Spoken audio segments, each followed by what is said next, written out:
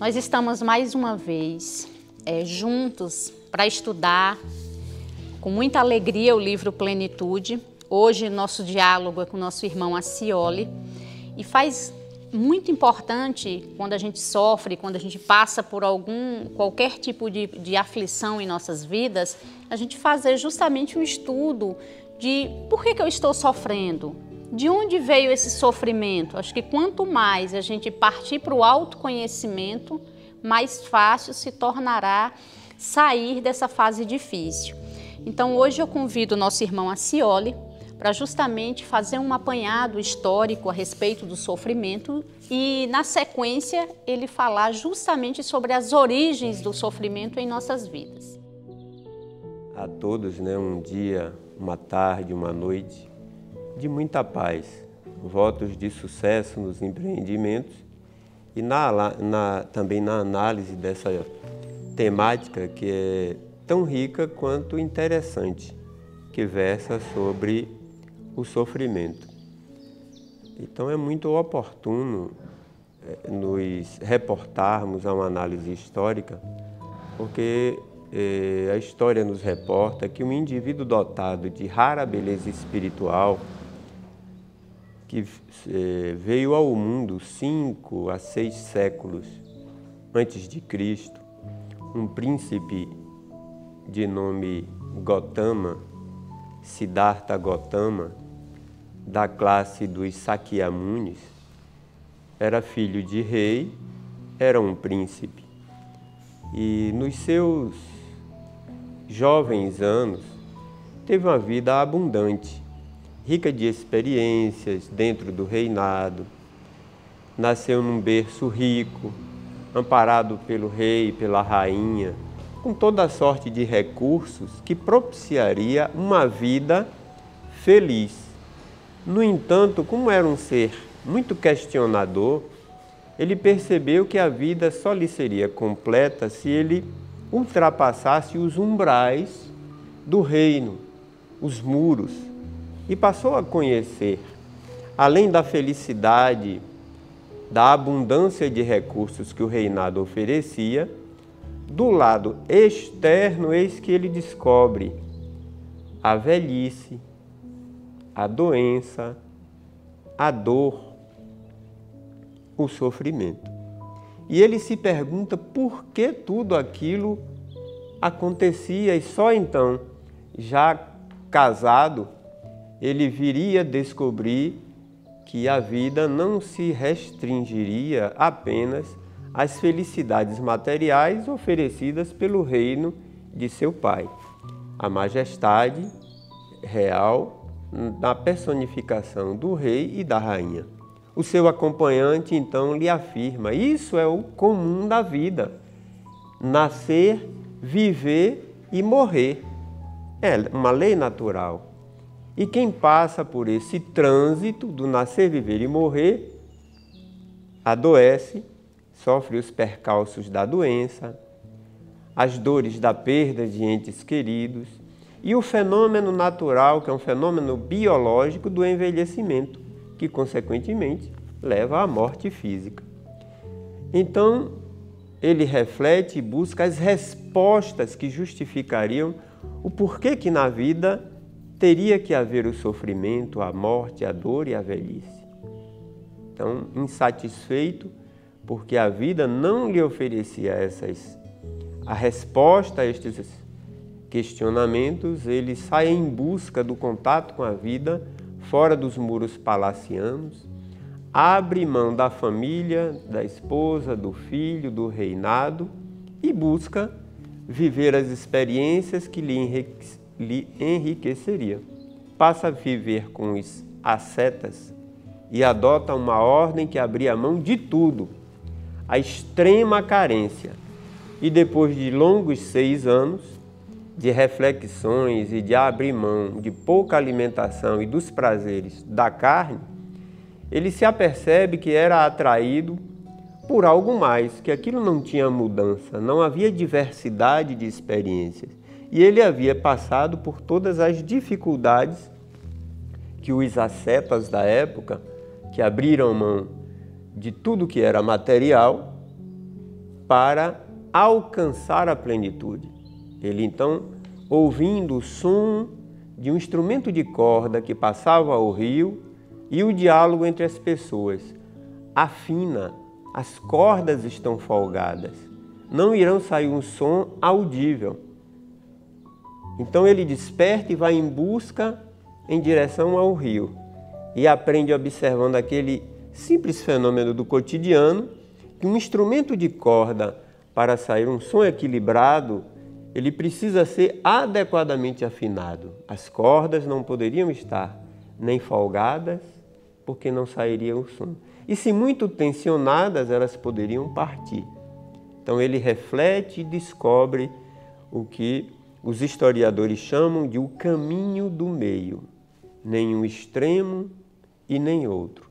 Mas o caminho do meio que permite o equilíbrio, a busca do som da vida, que repercutindo no íntimo do ser, propiciaria ao observador atento o equilíbrio.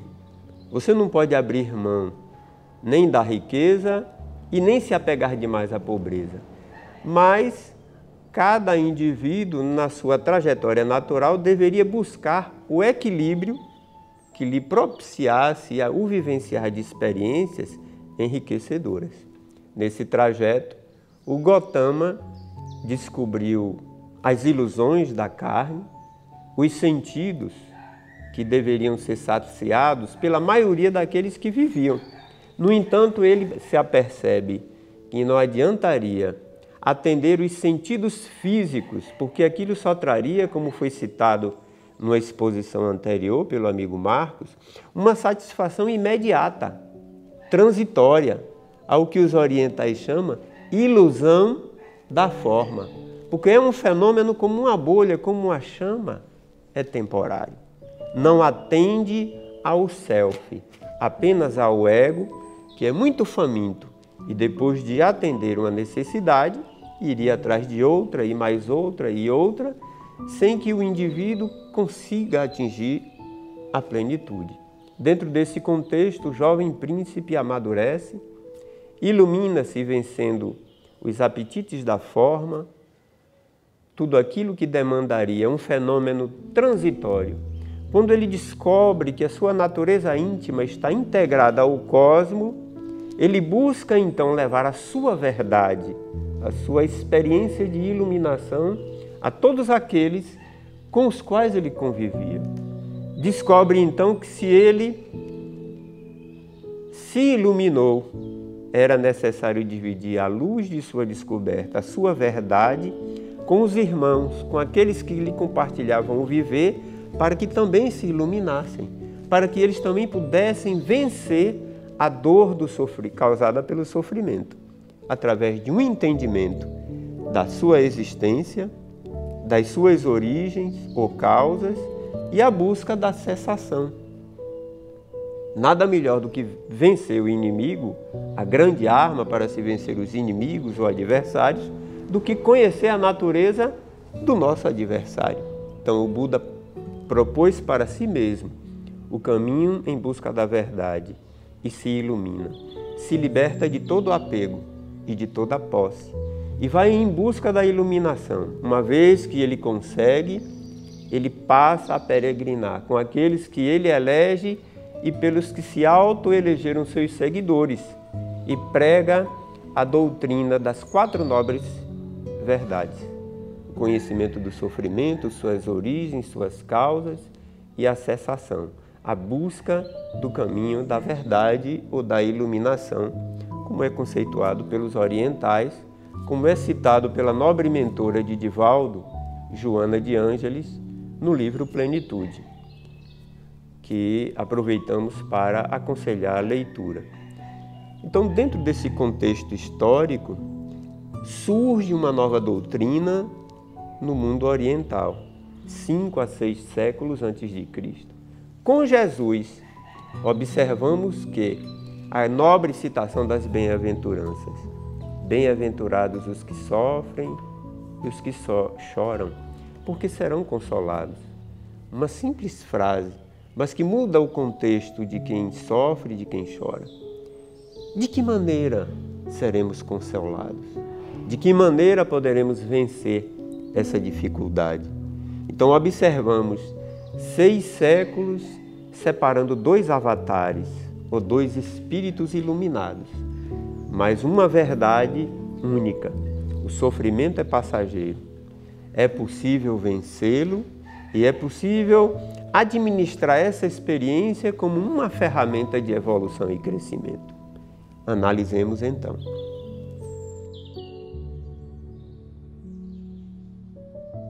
Então é oportuno que verifiquemos as origens do sofrimento, né? Então as origens, elas estão muito mais vinculadas ao nosso atual estágio evolutivo. Porque nós vivemos num mundo material, o que os conceituadores da filosofia quântica citam como tridimensionalidade. Então, tudo que toca aos nossos 5 sentidos, eles causam uma interação mais imediata no que diz respeito às nossas necessidades. Então, o ser humano mais comum, o da média, ele está muito vinculado a atender às necessidades físicas, a tudo aquilo que diz respeito aos meus desejos. Eu preciso comer, vestir, eu preciso ser feliz, eu preciso estar num ambiente que me valorize, que me ame. Então, isso é o mais natural. É necessário, então, que a minha vivência estabeleça metas para que as minhas buscas possam atender a essas necessidades básicas de alimentação, de constituição de família, de constituição de um patrimônio, não é, Josi? Familiar, para atender às necessidades da família. Porque é muito comum no mundo ocidental a posse significar estabilidade, sucesso. Quando as pessoas te encontram e me encontram, é muito comum. Como é que você está? Ah, eu estou bem, troquei de carro, comprei uma casa. Então, é a primeira resposta, é aquela que diz respeito ao que eu consegui. Como se isso servisse para atender ao estado de felicidade que todos buscamos. Como foi citado anteriormente, a cada conquista material irá surgir um outro degrau. É o carro do ano, é a nova casa, é a casa de chácara se for no interior, é a casa da praia se for no litoral. E depois sempre irão surgir outras necessidades, porque o nosso ego tem um apetite voraz. Ah, você já concluiu o 2º grau? Já estou de olho na universidade. E depois que você conclui o curso universitário, não, agora é o mestrado. E depois vou pensar no doutorado. E os anos se passam. Esses títulos servem para lhe tornar uma pessoa melhor, uma pessoa mais justa, mais trabalhadora, mais animada em servir os seus alunos, as pessoas que dependem do seu título. Se você formou-se e está trabalhando numa empresa e adquiriu uma responsabilidade de grupo, de que maneira você está exercitando o seu poder de mando? É um chefe tirano que quer atenção e individualmente deseja o sucesso? Ou você compartilha daquelas metas, das conquistas, contextualizando no grupo o espírito de equipe e de fraternidade? Então, todos os recursos que nos atendem a essas conquistas ilusórias ou imediatas, elas têm que ser observadas como um fenômeno citado pelo Gautama, uma bolha, uma chama de luz, o vento que passa, uma orvalhada. Então ele tem um início, meio e fim muito circunscrito a um tempo curto. E isso não atende à nossa felicidade, à constituição do reino de Deus interior, que é um reino luminoso, que é uma construção íntima nas estruturas do espírito imortal. Porque nós temos uma estrutura material que é tridimensional, mas a nossa estrutura energética, o nosso espírito, ou eu espírito, aquilo que sou, ele obedece a uma constituição que poderíamos chamar de transcendental. Ele pode ser tetradimensional E quando nos educamos, a nossa mente ela pode se expandir até a quinta dimensão. Então, há fatores que vão além dessas conquistas imediatas. Porque passa. Quanto tempo este livro que eu sonhava adquirir vai atender à necessidade do ego? Essa posse que eu adquiri, ela serve apenas às minhas necessidades ou ela extrapola para as necessidades da família, do próximo, da equipe de trabalho, do ambiente onde eu me situo? Mais importância terá e mais luz eu terei, quanto mais luz eu expandir em derredor. Então, as origens do sofrimento, elas estarão muito mais fincadas dentro de nossas vidas, quanto mais importância dermos aos valores transitórios. Comer, beber, dormir, títulos, posse, porque são fenômenos da vida material. Quando o ser se ilumina e consegue algum esclarecimento, como o Gautama, alguma luz brilhou dentro de mim. Puxa, mas eu ainda sofro. E se eu entendo que a posse, a ilusão das coisas temporárias, podem significar dor, delas eu me desapego. Desapegar não significa abandonar. Significa valorizar menos, dar um valor relativo àquilo que é temporário. Eu estou no outono. Mas dentro em breve chegará o inverno, eu me entristeço.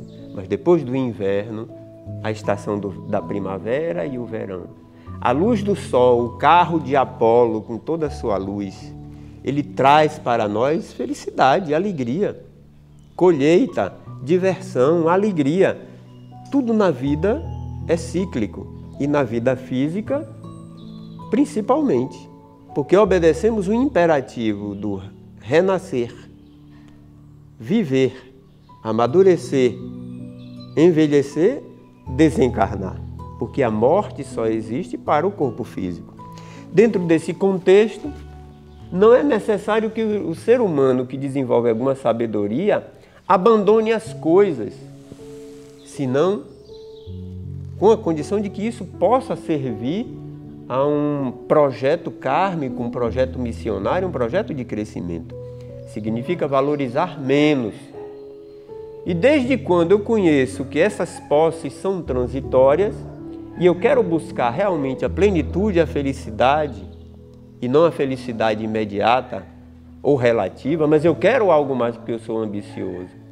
Então a sabedoria dos imortais nos orienta o caminho do meio e a busca de cada experiência que nos mantenha em equilíbrio, exercitando a moderação. A nossa busca, então, deve ser iluminar aquilo que é imortal, porque a nossa parte mortal não atende aos nossos desígnios superiores de conquista. Então eu busco o quê? A felicidade interior. Estar em paz comigo. Como perguntaram em algumas oportunidades a Jesus. Mestre, tu não te perturbas com nada. Tu não perdes a paz. A paz que habita em mim está dentro de mim. Ela não pode estar fora do ser humano apenas, porque o reino de Deus é uma construção interior. Então, a construção que devemos investir as nossas melhores e maiores energias é a construção da paz, a educação dos sentimentos, a conquista da sabedoria e a conquista do conhecimento que nos propicie servir mais, com mais qualidade, atuar como um diferencial na construção do bem comum, na construção da paz. Se a posse pode me desequilibrar, dela eu me desapego. E não só a posse de coisas, mas a posse de títulos. A posse que nos leva a constranger e a dominar as pessoas. Ninguém é dono de ninguém. Eu não tenho filhos. Os filhos são empréstimos temporários da natureza para que possamos atendê-los com as melhores experiências que possuímos para que eles cresçam com um cabedal de conhecimento e de experiência, multiplicando os bons valores íncitos, pode ser, na leitura dos caracteres do homem de bem, Evangelho segundo o Espiritismo.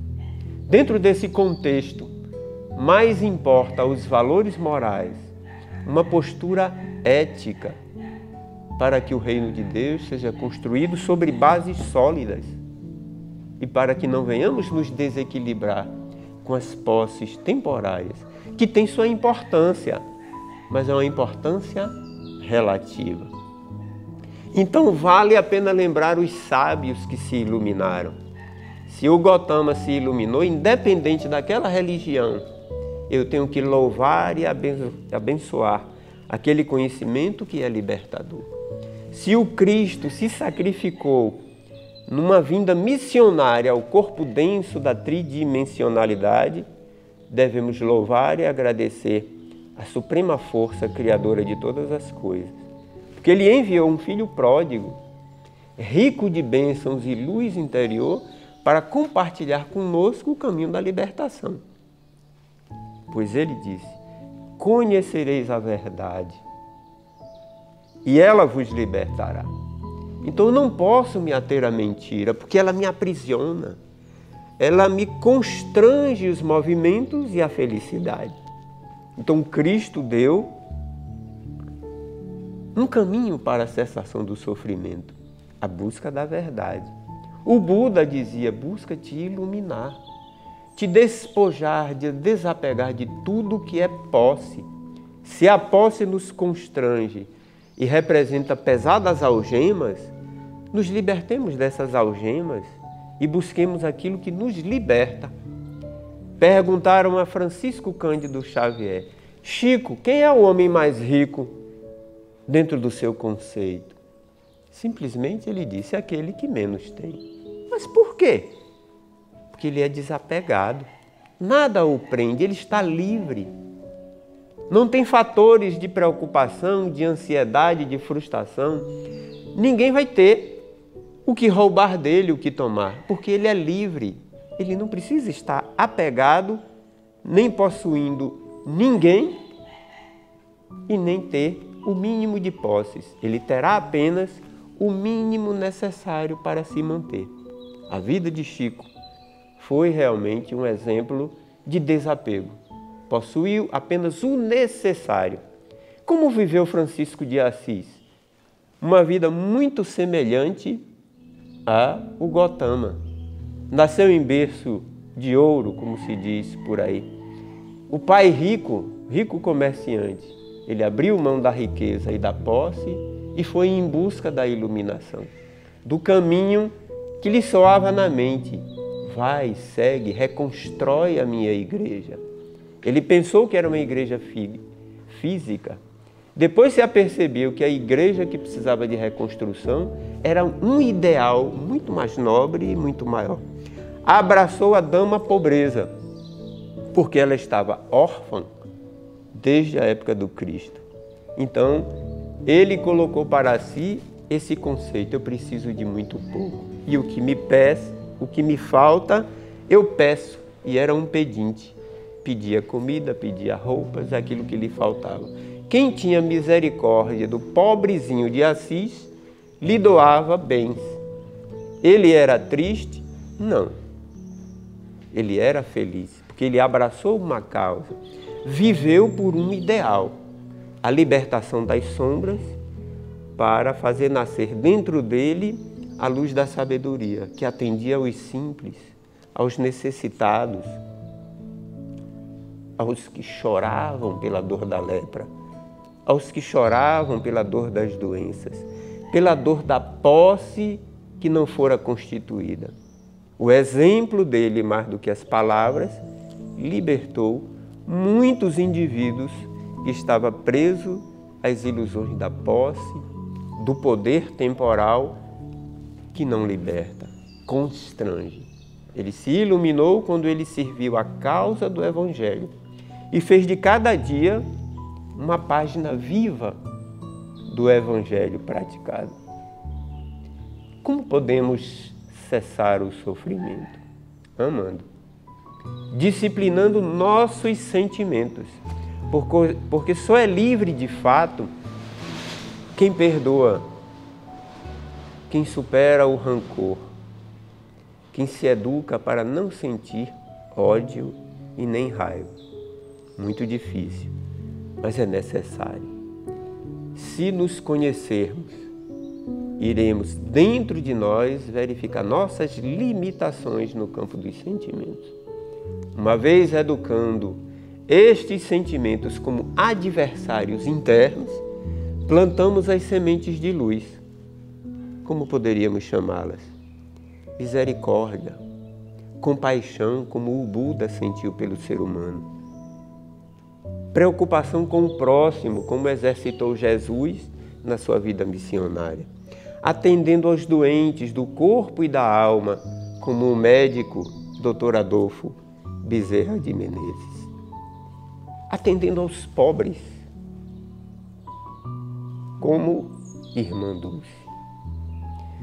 E assim realizando como muitos anônimos, que independente dos riscos, como a época de pandemia, saem de suas casas para realizar a caridade possível.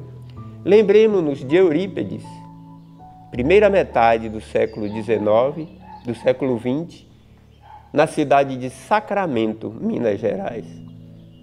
O homem caridoso, possuidor de inúmeras faculdades mediúnicas, inteligente, professor, tinha conhecimentos de medicina e exercitava a caridade. Não vivia para ele, vivia para os outros.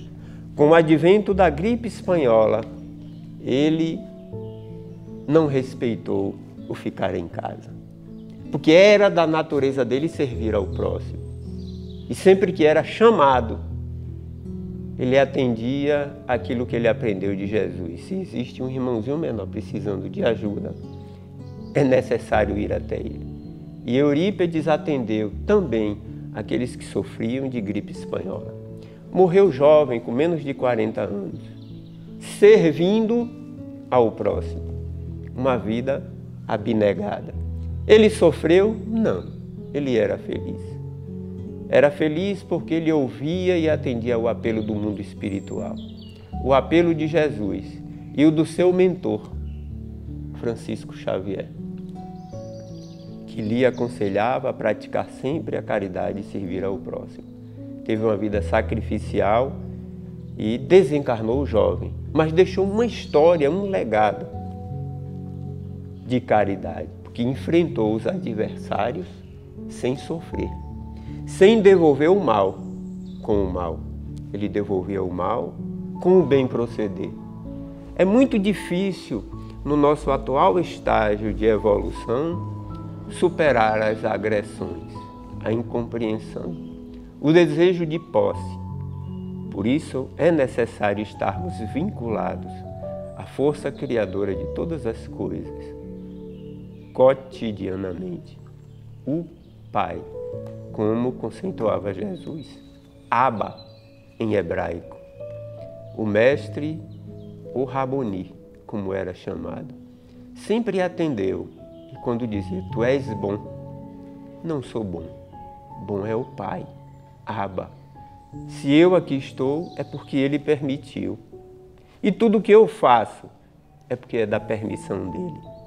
A minha vida é dedicada a cumprir na terra a vontade do Pai que está nos céus e em toda parte.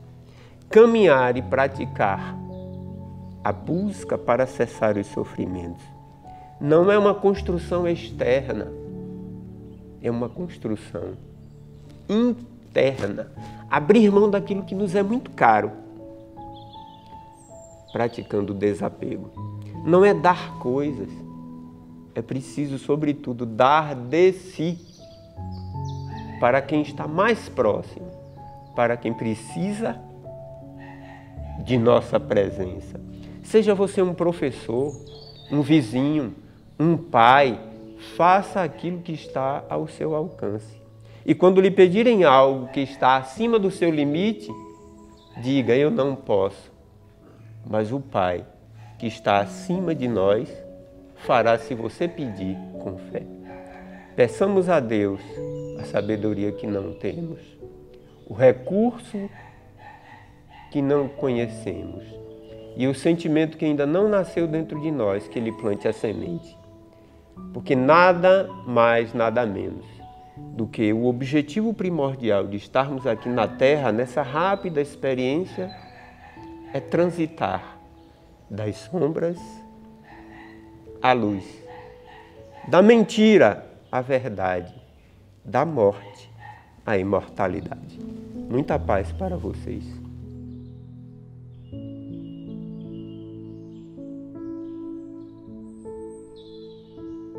Nós vamos fechar esse bloco e eu vou parafrasear o Papa Francisco, né, que ele diz de forma muito sábia que o sofrimento, quando nós ainda não temos a saída para ele, nós devemos suportá-lo. Orai e suportai, porque é dentro de suportar o sofrimento que você encontra também o autoconhecimento. O autoconhecimento que é tão válido para que você entenda a situação que está vivendo. Então, no próximo bloco, nós vamos falar um pouco justamente sobre os caminhos para a saúde e o processo de autocura dentro desse momento de sofrimento. Então, até a próxima. E quando o Filho do Homem vier em sua glória, e todos os santos anjos com ele, então se assentará no trono da sua glória. E todas as nações serão reunidas diante dele. E apartará uns dos outros, como o pastor aparta dos bodes as ovelhas. E porá as ovelhas à sua direita, mas os bodes à esquerda.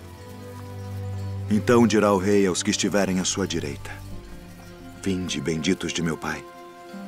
Possuí por herança o reino que vos está preparado desde a fundação do mundo.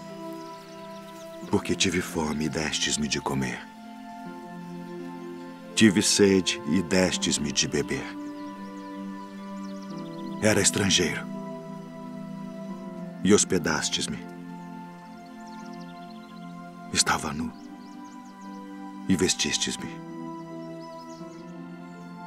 Adoeci e visitastes-me. Estive na prisão e fostes me ver. Então os justos lhe responderão dizendo: Senhor, quando te vimos com fome e te demos de comer? Ou com sede e te demos de beber? E quando te vimos estrangeiro e te hospedamos, ou nu e te vestimos? E quando te vimos enfermo ou na prisão e fomos ver-te? E respondendo o rei, lhes dirá: Em verdade vos digo que quando o fizestes a um destes meus pequeninos irmãos, a mim o fizestes.